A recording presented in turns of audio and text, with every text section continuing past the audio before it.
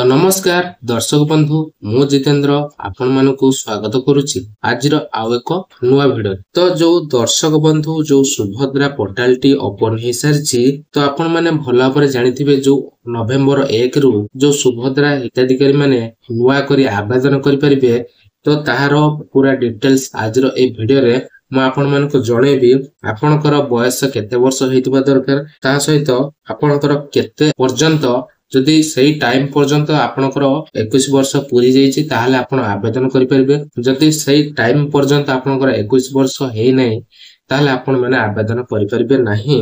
आसंतु आजर ए video रे पूरा details हमें जानि नबा। आपणकर जो सुभद्रा योजना रे आपण आवेदन करिया पे जाउचंती आपणकर बयस एक्चुअली केते होइतिबा दरकार। तो चलंतु एने कोन अपडेट रहिछि आजर ए भिडियो रे हमें जानि नबा। ता पूर्व जदि आपण प्रथम थर भिडियो को वाच करचंती चैनल को सब्सक्राइब करना वीडियो को गोटे लाइक कर दवा सहित चैनल को सब्सक्राइब कर दवा सहित पाखर थिबा बेल आइकन को क्लिक करी ऑल ले सेट करने। तो दर्शक बंधु बा सुभद्रा हिताधिकारी माने आपण माने जानि रखंतु जो राज्य सरकार को बृहत आकांक्षी योजना सुभद्रा योजना रे शामिल होबा पई पुणी थरे सुवर्ण सुजोग आसीछि।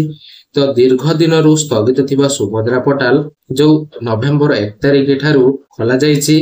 बयस कम होइतिबा कारणरू गत थर जे माने सुभद्रा योजना रे शामिल होई पारि नथिले से माने जो नवेम्बर 1 रु जो आरंभ होइछि सेही समय रे आपण जो नवेम्बर 1 रु आपण माने आवेदन करि परिबे। देखंतु जो मानकर 2025 मार्च 31 सुधा 21 वर्ष बयस होइथिले सेही महिला माने सरकारंकर एही योजना रे शामिल हबा पई आवेदन करि परिबे बोली उपमुख्यमंत्री प्रभात परिड़ा सूचना दैछन। तो आपण माने क्लियर हे जानतु जो माने भी आवेदन करिबा पई जाउछंती आपण माने एही वीडियो रे आपण क्लियर हे जानतु कि आपण मानकर जदि 2025 मार्च 31 तारिख सुधा आपणकर 21 वर्ष अतिक्रम करि जाइछि बा हेई जाइछि ताहाले सही महिला माने सरकारंकर एही योजना रे शामिल हबा पई आवेदन करि परिबे बोली उपमुख्यमंत्री प्रभात परिड़ा सूचना दैछन। तो जहा भी हो गाइज मु आपण मानको जणाई देली नुआ आवेदनकारी माने योग्य विवेचित हेले आसंता मार्च 8 तारिख रे सेमानकु सुभद्रा किस्ती मिलिबो। तो आपण माने क्लियर हे जानतु जति सही भीतर आपण योग्य अटंती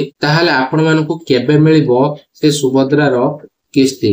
सुभद्रा पई योग्यता कोन रहिछि कोन मानदंड रहिछि बा योग्यता रहिछि तो चलंतु से विषय रे आज रे वीडियो रे जानि नबा। सुभद्रा योजना रो लाभ पाए पई समस्त महिला हिताधिकारी निम्नलिखित योग्यता मानदंड पूर्ण करबा आवश्यक। कोन आवश्यकता रहिछि आसंता हम जानिना। आवेदनकारी ओडिसा रो बासिंदा होइतिबा आवश्यक। जो माने आवेदन करिया पे चाहुचंती आपण ओडिसा रो बासिंदा हेतिबा निहाती आवश्यक। आवेदनकारी एनएफएसए बा एसएफएसएस अंतर्भुक्त होइतिबा दरकार। एनएफएसए बा एसएफएसएस रु वंचित थिबा परिवार जने महिला सुभद्रा अधीन रे आवेदन करि परिबे जदि तांको परिवार रो वार्षिक आय 2.50 लाख रु बा केवल 2 लाख एवं 50,000 टंका अधिक होई नथिबो। एही योजना अधीन रे योग्य हेबा पई आवेदनकारी बयस धार्य तारीख अनुसार 21 वर्ष किंबा अधिक एवं 60 वर्ष रु कम होबा उचित। आपण माने जानि पाले जो मानकर वर्ष को आय जदि 2,50,000 रु अधिक ताहाले आपण आवेदन करि परिबे नाही बा जदि आपण आवेदन करे भी नउचंती तो आपनकर रिजेक्ट कर दिया जाउची। जो माने 2,50,000 टंका रु कम से मानकर वार्षिक आय बा इनकम टैक्स दउचंती तो से माने शामिल हे परिबे सुभद्रा योजना रे एवं टंका मध्य पाई परिबे। एनै बड़ सूचना दैछथि हमर उपमुख्यमंत्री प्रभात परिड़ा। आपनकर जो डेट मु कहितली आपनकर जो 2025 मार्च 31 सुधा जदि आपनकर 21 वर्ष हेतु आपण माने आवेदन करि परिबे। तो जहा भी गाइस मु आपण मानको जणाई परली आधार कार्ड लिपिबद्ध होइतिबा जन्म तारीख ताको बयस गणना पई ग्रहण करा जिवो। जो आपनकर जो आधार कार्ड टी रहिछि से आधार कार्ड रे आपनकर जानिथिबे डेट ऑफ बर्थ टी आपनकर लेखाइते से डेट ऑफ बर्थ रे आपनकर जो मार्च 31 पर्यंत जो एठी मु आपण मानको देखैली सेई डेट भितर आपनकर जति 21 वर्ष होई जाय थाए ताले आपण आवेदन करि परिबे गाइस। तो देखंतु तापरे आपण मानको आर्थिक वर्ष 2025-26 पई धार्य ता 1/4/2025 एरिख सुधा महिला को बयस 21 वर्ष किंबा ताठारु अधिक एवं 60 वर्ष रु कम हेबा आवश्यक। तेणु आवेदनकारी जन्म तारीख 2/4/1965 ठारू 1/4/2004 पर्यंत हेबा उचित। तो आपण माने क्लियर ही जानतु आपनकर जो महिला माने रहिचंती सेमानकर 60 वर्ष होई नथिबा दरकार, सेमानकर जन्म तारीख होइतबा दरकार 2/4/1965 रु आरंभ करिकी 1/4/2004 पर्यंत होइतबा दरकार। 2025-26 पई जदि जणे महिला को 1/4/2025 रे 21 वर्ष बयस हेबो तेबे योजना अधीन अवशिष्ट वर्ष गुड़िक तांको वार्षिक 10,000 टंका मिले। तो जहाँ भी हो गाइज तो आपन को मु क्लियर कर दउची सही परी जे महिला 31/3/2025 रे 60 वर्ष पूर्ण करिवे तांको योजना अधीन अवशिष्ट वर्ष गुड़िक एही सहायता दिया जिवो नाही।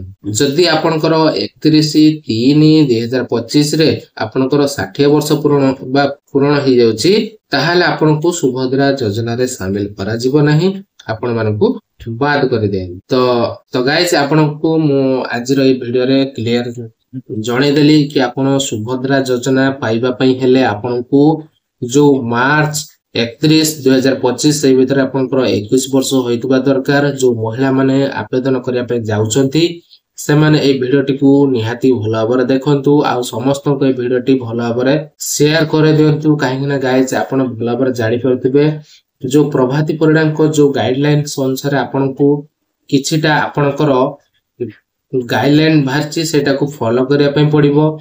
जदि आपण फॉलो करू नांती ताहले आपण माने आवेदन तो कर देबे किंतु सुभद्रा योजना रे शामिल हेई परिबे नहीं आ आपन को टंका मध्य मिल परिबो नाही। तो आपण जानि रखंतु जदि आपनकर बयस 21 वर्ष पूरी जाउतबो 2025 मार्च 31 से भीतर ताहले आपण माने जो नवेम्बर 1 तारिख रु स्टार्टिंग हैला सुभद्रा योजना आवेदन प्रक्रिया तो आपण माने आवेदन कर परिबे।